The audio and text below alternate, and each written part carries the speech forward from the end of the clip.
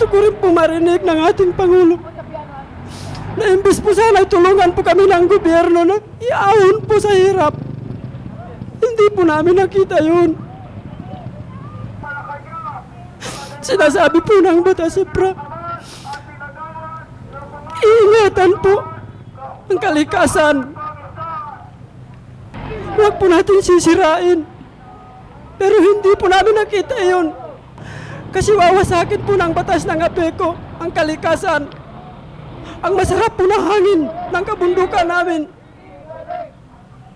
Ano na lang po ang magiging buhay namin.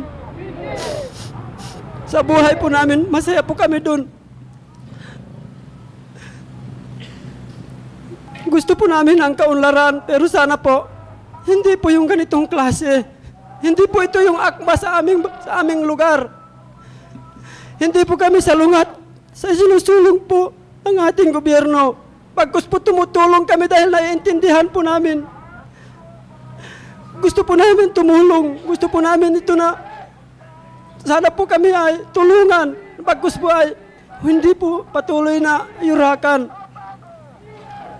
Kaya po nandito po kami para iparating po sa ating Pangulo kung papaano po kami inapi ng APECO, kung papaano po kami niyurakan. Nandito po kami ngayon upang gusto po namin na makamit ang aming matagal na pong pinakamimithi. Nayawar po sa amin yung kanti namin.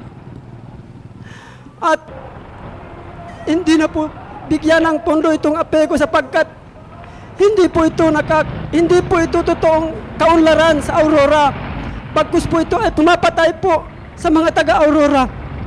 Mabuti pa nga po ang bagyong Pablo.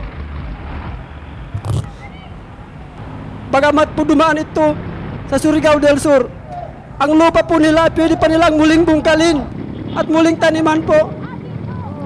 Bagamat marami po itong namatay, pero meron pa rin natira ng mga tao.